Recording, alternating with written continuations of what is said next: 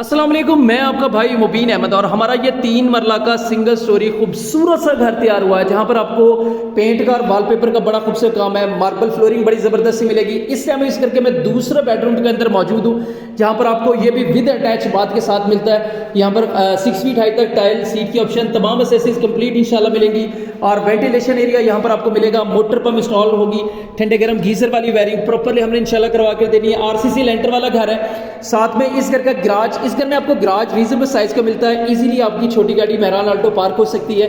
Garage में आपको एक वॉशरूम की ऑप्शन मिलेगी, सीट की ऑप्शन के साथ ये खूबसूरत सी टाइल वर्क का काम किया गया है। और यहीं आपको जो है इस घर का ओपन स्टाइल में किचन, सीढ़ियों पर मार्बल बड़ा ज़बरदस्त है। और ये इस घर का दूसरा बेडरूम आ गया।